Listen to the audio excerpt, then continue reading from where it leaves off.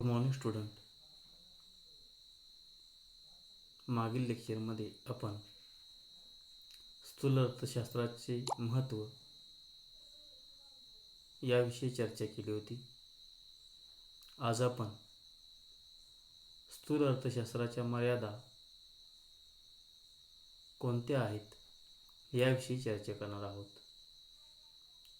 स्थूल अर्थशास्त्रामध्ये जरी व्यापक स्वरूपामध्ये अभ्यास केला जात असला तरी या अर्थशास्त्राच्या काही मर्यादा आहेत. स्थूल अर्थशास्त्राचा अभ्यास करत असताना विविध आर्थिक घटकांचा समग्र पातळीवर अभ्यास केला जात असतो आणि हा अभ्यास करत असताना स्थूल अर्थशास्त्रीय सिद्धांत संकल्पना यांचा आधार घेतला जात असतो. परंतु त्यामध्ये सुद्धा काही मर्यादा येत असतात. त्या मर्यादांचा अभ्यास आज आपण या लेक्चरमध्ये करणार आहोत. स्थूल अर्थशास्त्रीय विश्लेषणाच्या अभ्यासामध्ये समग्र घटकांचा अभ्यास केला जात असतो. म्हणजेच समुच्चयात्मक घटक विचारात घेऊन त्या घटकामधील असणारे परस्पर संबंध अभ्यासले जात असतात आणि हे संबंध अभ्यासून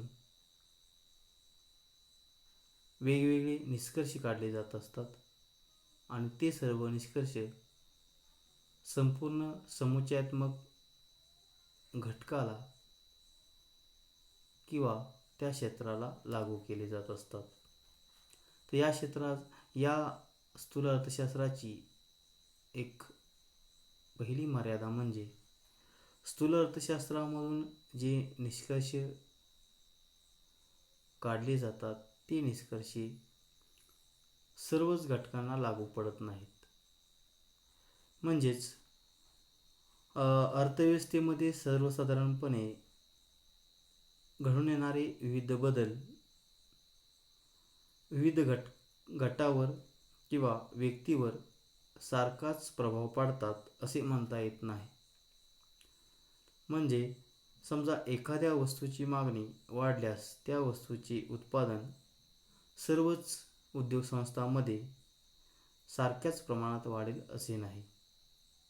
काही उत्पादन संस्था वाढत्या फलानुसार उत्पादन करत असतील तर काहीमध्ये ते घटत्या फलानुसार उत्पादन होत असेल. थोडक्यात जे निष्कर्ष काढले जातात ते सर्वच घटकांना लागू पडतातच असे नाही. ही या अर्थशास्त्राची एक महत्त्वपूर्ण मर्यादा असलेली आपल्याला दिसून येते. 2 नंबरची जी मर्यादा आहे ती म्हणजे स्थूल अर्थशास्त्रीय विश्लेषणामध्ये किंवा स्थूल अर्थशास्त्रामध्ये एकूण समूहावर लक्ष केंद्रित करून त्या समूहातील सर्व घटकांचा सारखाच विचार करून किंवा ते सर्व घटक एकरूप मानून अभ्यास केला जात असतो. परंतु प्रत्यक्षामध्ये किंवा वास्तव परिस्थितीमध्ये सर्वच घटक एकरूप दिसून येत नाहीत, कारण त्यामध्ये काही ना काहीतरी भिन्नता असलेली आपल्याला दिसून येते आणि त्यामुळे सर्व घटक एकरूप मानून जे विश्लेषण केले जाते त्याचा परिणाम निष्कर्षावर होत असतो. निष्कर्ष चुकीचे निघण्याची शक्यता असलेली आपल्याला दिसून येते. अशा प्रकारे स्थूल अर्थशास्त्राचा अभ्यास करताना एकरूप घटक विचारात घेऊन अभ्यास केला जातो. परंतु प्रत्यक्षात अभ्यास करत असताना सर्वच घटक एकसारखेच असतील असे नाही. ही स्थूल अर्थशास्त्राची एक दुसरी मर्यादा असलेली आपल्याला दिसून येते. त्यानंतर स्थूल अर्थशास्त्राची तिसरी मर्यादा म्हणजे सर्वसाधारण निष्कर्ष प्रत्येक घटकांना लागू पडतीलच असे नाही. थोडक्यात या अर्थशास्त्रीय विश्लेषण पद्धतीमध्ये जे निष्कर्ष काढले जातात ते प्रत्येक घटकांना लागू पडतीलच असे नाही. उदाहरणार्थ सर्वसामान्य किंमत पातळी स्थिर आहे अशा प्रकारचा निष्कर्ष काढला तर त्यात वेगवेगळ्या वस्तूंच्या किमती ह्या स्थिरच असतील किंवा त्याच्यामध्ये कुठलाच बदल होणार नाही अशा प्रकारचे निष्कर्ष हा चुकीचा ठरण्याची शक्यता असते.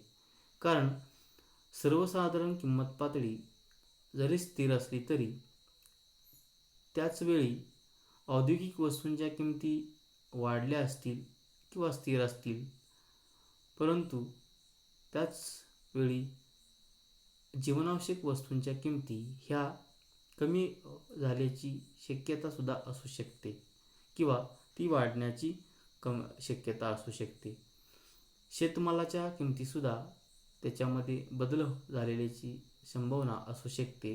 अशा प्रकारे जो सर्वसाधारण निष्कर्ष काढलेला आहे की सर्वसाधारण किंमत पातळी ही स्थिर आहे, हा निष्कर्ष जरी औद्योगिक क्षेत्रातील वस्तूंच्या बाबतीत लागू पडत असला तरी तो शेती क्षेत्रातील वस्तूंसाठी किंवा शेतमालाच्या वस्तूंच्या किमतीबाबत तो लागू पडेलच असे नाही. अशा प्रकारे सर्वसाधारण जे निष्कर्ष काढले जातात ते प्रत्येक घटकाला लागू पडतीलच असे दिसून येत नाही. ही एक या स्थूल अर्थशास्त्राच्या अभ्यासाची एक मर्यादा असलेली आपल्याला दिसून येते. त्यानंतर स्थूल अर्थशास्त्राची पुढची जी मर्यादा आहे ती म्हणजे स्थूल अर्थशास्त्र हे अभ्यास करत असताना विविध आर्थिक घटनांचा किंवा समस्यांचा अभ्यास करत असताना एकाच धोरणाचा वापर करून अभ्यास करत असते. म्हणजे स्थूल अर्थशास्त्रामध्ये अर्थव्यवस्थेतील विविध क्षेत्रांसाठी वेगवेगळी धोरणे न आखता एकाच धोरणाचा वापर करून स्थूल अर्थशास्त्रीय घटकांचा किंवा आर्थिक समस्यांचा अभ्यास करत असते. उदाहरण, देशातील मोठे उद्योग व लघु उद्योग यांच्यासाठी एकच धोरण आवश्यक आहे अशा प्रकारचं मत स्थूल अर्थशास्त्रामध्ये मांडलं जातं. यासाठी एकाच धोरणाचा वापर केला जातो. त्यासाठी वेगळी धोरणे आखली जात नाहीत. परंतु प्रत्यक्षात पाहिलं तर मोठे उद्योग आणि छोटे उद्योग किंवा लघु उद्योग असतील, या दोन्ही उद्योगासाठी वेगवेगळी धोरणांची आवश्यकता असते. कारण प्रत्येक मोठ्या उद्योगांच्या समस्या किंवा त्यांचं आकारमान, ह्या उत्पादन पद्धती ह्या भिन्न भिन्न असू शकतात. तसेच लघु उद्योगांचं आकारमान, लघु उद्योगांच्या समस्या, त्यांच्या उत्पादन पद्धती या भिन्न भिन्न असतात. त्यामुळं दोन्ही उद्योगासाठी एकच धोरण राबवणे चुकीचे ठरते. परंतु स्थूल अर्थशास्त्र हे सर्व प्रकारच्या उद्योगासाठी एकच धोरण स्वीकारावे अशा प्रकारचे स्पष्ट करत असते. परंतु अशा प्रकारे एकच धोरण सर्व क्षेत्रांना लागू करता येत नाही. कारण प्रत्येक क्षेत्राचं स्वरूप, त्याचबरोबर त्या क्षेत्रामधील विविध आर्थिक घटक हे भिन्न स्वरूपाचे असल्याने सर्व क्षेत्रांना एकच धोरण लागू पडत असलेलं आपल्याला दिसून येत नाही. ही एक या अर्थशास्त्राची मर्यादा असलेली आपल्याला दिसून येते. त्यानंतर पुढचं जी मर्यादा आहे ती म्हणजे स्थूल अर्थशास्त्राचा अभ्यास करत असताना एकूण घटकांचा, समग्र घटकांचा विचार केला जात असतो. परंतु हे घटक अशा प्रकारचे असतात की याच्यामध्ये जे घटक विचारात घेतले जातात त्यामध्ये काही महत्त्वपूर्ण घटक असतात, परंतु काही घटक असे असतात की प्रत्यक्षात त्यांना वेगळे महत्त्व देण्याची आवश्यकता नसते किंवा वेगळे विचार करण्याची आवश्यकता नसते. परंतु स्थूल अर्थशास्त्रामध्ये अभ्यास करत असताना सर्व घटकांना समान महत्त्व दिलं जातं आणि त्यामुळे काही वेळा अशा प्रकारची एक समस्या निर्माण होत असते की ज्या घटकाला जास्त महत्त्व देण्याची आवश्यकता नाही त्या घटकाला जास्त महत्त्व दिलं जातं आणि त्यामुळे निघणारे निष्कर्ष हे चुकीचे निघण्याची शक्यता असते. अशा प्रकारे या स्थूल अर्थशास्त्राची ही एक मर्यादा असलेली आपल्याला दिसून येते.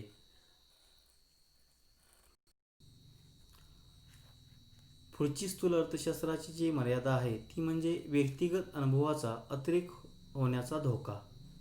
स्थूल अर्थशास्त्रामध्ये अभ्यास करत असताना काही वेळा व्यक्तिगत अनुभवाचा प्रभाव अभ्यासावर पडत असतो किंवा त्या अभ्यासावर व्यक्तिगत विचारांचा प्रभाव पडलेला आपल्याला दिसून येतो. त्याचा परिणाम असा होतो की अभ्यासाच्या पद्धतीमध्ये समस्या निर्माण होतात, चुकीच्या पद्धतीनं निष्कर्ष निघण्याची शक्यता असते. त्याचबरोबर जे नियम मांडले जात असतात ते मांडत असताना व्यक्तिगत अनुभव, व्यक्तिगत मतांचा प्रभाव त्या नियमावर पडत असतो. परिणामी निघणारे निष्कर्ष हे चुकण्याची शक्यता असते. उदाहरणार्थ, एखाद्या व्यक्तीने बँकेतील आपल्या सर्व ठेवी काढून घेतल्या तर कोणाचेही नुकसान होणार नाही, परंतु यावरून असा सिद्धांत मांडला किंवा अशा प्रकारचा नियम मांडला की समूहातील किंवा बँकेतील सर्व व्यक्तींनी आपल्या ठेवी काढून घेतल्या तर कुठल्याही प्रकारचे बँकेचे नुकसान होणार नाही. हा निष्कर्ष या ठिकाणी चुकीचे असण्याची शक्यता आहे. कारण प्रत्यक्षात वास्तव परिस्थितीमध्ये जर सर्वच व्यक्तींनी बँकेतील आपल्या सर्व ठेवी काढून घेतल्या तर बँकेची आर्थिक स्थिती बिघडून बँकेची विश्वासार्हता धोक्यात येऊ शकते आणि बँकिंग व्यवसायाची स्थैर्याला धोका निर्माण होऊ शकतो. अशा प्रकारे व्यक्तिगत अनुभवाचा अतिरिक्त होण्याचा धोका या स्थूल अर्थशास्त्राच्या अभ्यास पद्धतीमध्ये असलेला आपल्याला दिसून येतो. त्यानंतर दुसरा महत्त्वपूर्ण मर्यादा जी आहे ती म्हणजे वैयक्तिक घटकांच्या बाबतीत जे निर्णय काढले जातात ते चुकण्याची शक्यता असते किंवा ते चुकीचे ठरतात. अर्थव्यवस्थेमध्ये प्रत्येक घटक हा एकमेकापासून भिन्न असतो किंवा प्रत्येक घटक हा भिन्न भिन्न प्रकारचा असतो. अशा स्थितीमध्ये स्थूल अर्थशास्त्रीय निर्णय वैयक्तिक घटकांच्या बाबतीत चुकीचे ठरत असतात. उदाहरणार्थ, भारतातील साखर उद्योगाच्या विषयी अशा प्रकारचा एक निष्कर्ष काढण्यात आला की भारतातील साखर कारखान्यांना आर्थिक सहाय्य देण्याची आवश्यकता नाही. अशा प्रकारचा एक निष्कर्ष मांडण्यात आला तर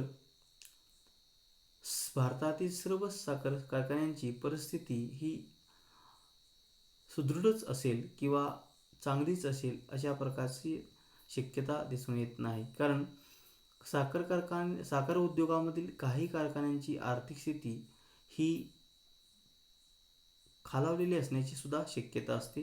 त्यांना सरकारच्या आर्थिक सहाय्याची सुद्धा गरज असलेली आपल्याला दिसून येते आणि त्यामुळे अशा प्रकारचा जो निष्कर्ष काढलेला आहे की भारतातील सर्व साखर कारखान्यांना, साखर उद्योगांना आर्थिक सहाय्य देण्याची आवश्यकता नाही, हा निष्कर्ष एका विशिष्ट घटकासाठी जरी बरोबर ठरला तरी दुसऱ्या घटकासाठी तो चुकीचा ठरू शकतो. कारण प्रत्येक ठिकाणावरील किंवा क्षेत्रातील उद्योगांचं स्वरूप, उद्योगांची उत्पादन पद्धती, तिथली परिस्थिती ही भिन्न भिन्न असू शकते. त्यामुळे वैयक्तिक घटकांच्या बाबतीत जे निर्णय काढले जातात ते चुकीचे ठरण्याची शक्यता असते. अशा प्रकारची मर्यादा या स्थूल अर्थशास्त्राची असलेली आपल्याला दिसून येते. दुसरा जो निष्कर्ष आहे, मर्यादा जी आहे ती म्हणजे अनेक वेळा निष्कर्ष चुकण्याची शक्यता असते. यामध्ये बऱ्याच वेळा समग्र पातळीवरील एकूण संख्येपेक्षा समुच्चयाची किंवा समग्रची रचना कशा प्रकारची आहे, त्यातील विविध घटकांचा परस्पर संबंध कसा आहे याला अधिक महत्त्व प्राप्त होते आणि त्याकडे दुर्लक्ष झाल्यास निघालेले निष्कर्ष हे चुकण्याची शक्यता असू शकते. म्हणजे ग्रुपमध्ये किंवा समूहामध्ये जे घटक विचारात घेतले जातात त्यांच्यामध्ये परस्पर संबंध कसे आहेत हे विचारात घेणे अधिक महत्त्वाचे असते. परंतु जर त्या घटकामधील परस्पर संबंधाकडे दुर्लक्ष झाले किंवा त्याचा व्यवस्थित अभ्यास केला गेला नाही तर निघणारे निष्कर्ष ही चुकण्याची शक्यता असते. अशा प्रकारची ही एक मर्यादा या स्थूल अर्थशास्त्रामध्ये असलेली आपल्याला दिसून येते. त्यानंतर पुढील एक जी मर्यादा आहे ती म्हणजे स्थूल अर्थशास्त्रामध्ये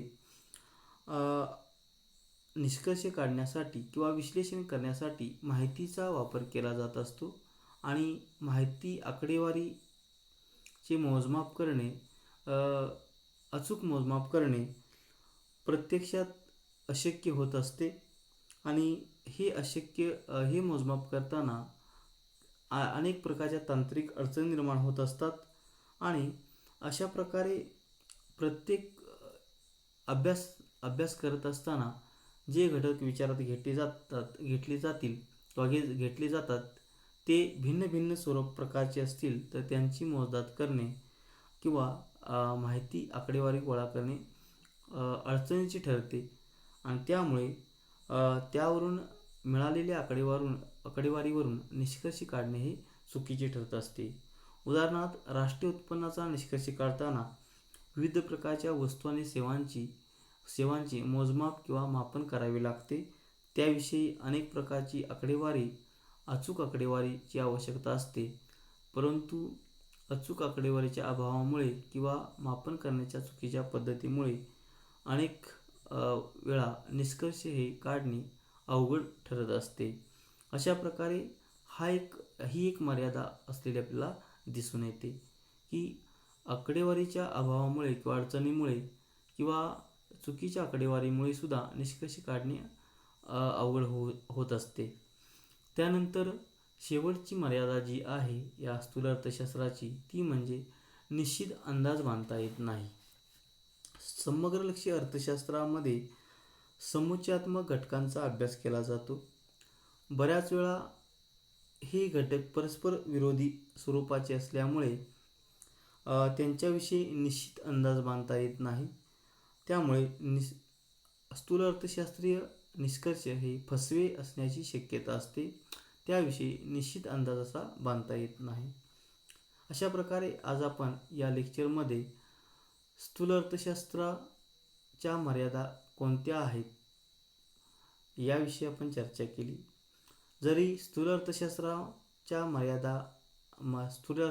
काही मर्यादा असल्या तरी व्यापक प्रमाणात आज या अर्थशास्त्रीय शाखेचा वापर केला जात आहे. प्रत्यक्षामध्ये आर्थिक व्यवहारामध्ये आर्थिक संकल्पनांचा वापर प्रचंड प्रमाणात करून अनेक प्रकारच्या आर्थिक समस्या सोडवण्याचं काम या स्थूल अर्थशास्त्राच्या माध्यमातून केलेले आपल्याला दिसून येते.